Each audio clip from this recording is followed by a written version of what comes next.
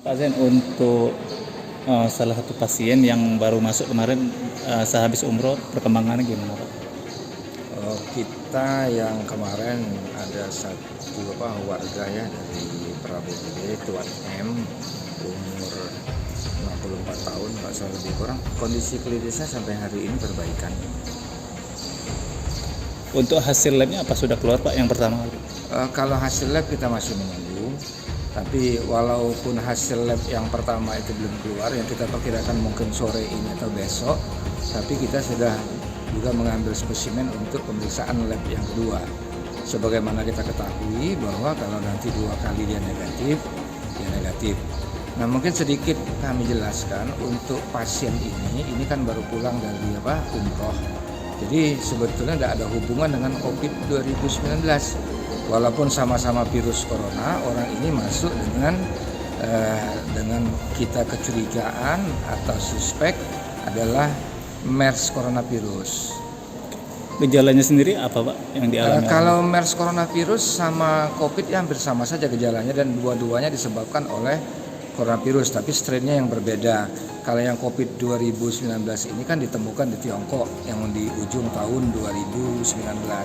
Tapi kalau MERS-CoV memang sumbernya dari Saudi Arabia, Middle East Respiratory Coronavirus Syndrome. Pasien ini dirawat di kita ya karena menunjukkan gejala-gejala ISPA, batuk, pilek, demam, atau riwayat demam lebih dari 38 derajat Celcius, dan kebetulan memang ada gambaran radang paru. Jadi sampel yang diambil yang dikirim ke Jakarta tentu adalah sampel dahak. Tapi kalau untuk pemeriksaan lain itu dilakukan di rumah sakit kita ini.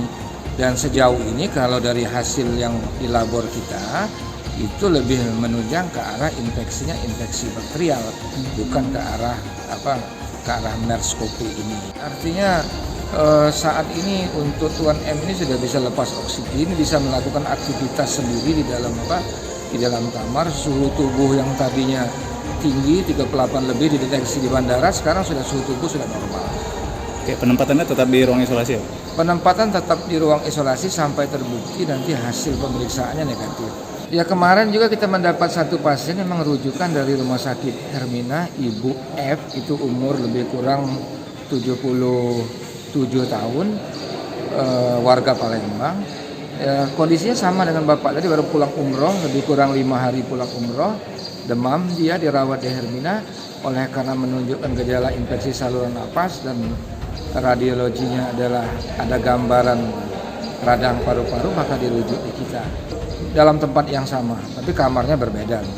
Apa sudah diambil juga sampel Pak? Sudah, semua prosedur sudah dilakukan. Jadi setiap ada pasien apapun itu, walaupun hanya katakanlah under investigation pada MERS-CoV, walaupun dia hanya pasien dalam pengawasan untuk COVID 2019, semua prosedur kita langsung lakukan pada hari pertama dia datang. Berarti ini status sekarang ada 2 pasien dalam pengawasan Pak? Ya, 2 pasien pulang dari umroh. Untuk pemeriksaan kita kan yang sudah kita lakukan mungkin Pak? Untuk pemeriksaan yang kita lakukan sama dengan pasien pertama tadi. Ya, indikasinya? Kita lebih mengarah ke infeksi bakterial sementara ini. Jadi mungkin hanya radang paru-paru biasa, karena biasa kan orang umroh pulang capek semua itu. Tapi oleh karena dia sudah masuk di ruang kita, semua prosedur harus kita lakukan sampai nanti dia terbukti negatif. Tapi corona ini Pak, apa aja sih kesiapsiagaan yang dilakukan? Kalau kesiagaan Rumah Sakit Muhammad Husin ini kita rasanya selalu siap siaga. Kita begitu ada perkembangan terbaru dari manajerial rumah sakit itu biasanya langsung mengadakan rapat. Contoh kayak kemarin kita begitu Menteri Kesehatan mengumumkan ada 2 kasus COVID di Indonesia, yang persiapan kita tadinya sudah baik, kita langsung mengadakan evaluasi ulang kembali untuk melakukan peningkatan kesiagaan tersebut.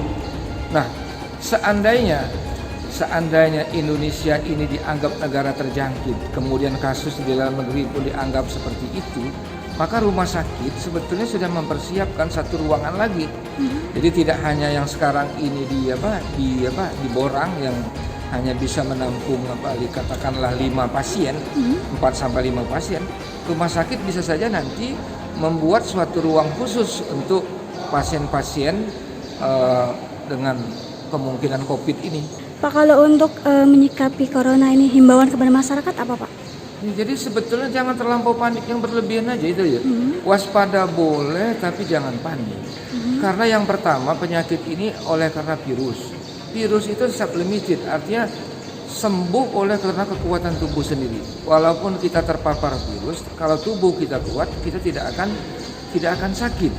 Nah, yang kedua tentu ya kita jangan sampai jadi sakit itu adalah pertempuran antara virus dan kekuatan tubuh. Jadi langkah yang harus kita lakukan adalah memperkuat sistem imun tubuh kita. Istirahat yang cukup, makan yang cukup, olahraga yang teratur, hindari alkohol, rokok, itu semuanya memperkuat sistem imun tubuh kita. Nah, yang kedua tentu kita menurunkan jumlah paparan virus tersebut terhadap tubuh kita. Bagaimana caranya? Yang pertama kita menghindari tempat-tempat yang banyak virusnya. Kita ke negara-negara endemik yang ada virusnya tinggi. Yang kedua, kalaupun terpaksa, kita mengurangi resiko virus itu masuk ke dalam tubuh kita kalau terpaksa ke tempat yang tersebut. Contoh, biasakanlah cuci tangan. Karena cuci tangan ini menghindari virus untuk masuk ke dalam tubuh kita. Kita juga boleh memakai masker di tempat-tempat tersebut untuk menghindari kontak dengan kita. Jadi ini hanyalah tips-tips sederhana yang bisa kita lakukan setiap hari dan insya Allah kalau kita lakukan seperti itu kita akan terhindar dari COVID-19 ini. Ini ada berapa orang Pak? Gimana? Untuk tim? Kalau tim kita tidak hitung orang tapi kita banyak karena melibatkan semua orang. Contoh, misalnya kalau dokter kita standby di sini adalah dokter penyakit dalam, termasuk dokter paru di situ. Yang kedua kita dokter anak kalau ketemu kasus anak. Yang ketiga kita menstandbykan kita dokter intensivis anestesi kalau ada kasus-kasus yang gawat yang memerlukan pemakaian ventilator. Demikian juga perawatnya kita standby, perawat intensif kita standby kan. Laboratorium pendukung juga siap untuk semua lini, juga termasuk security.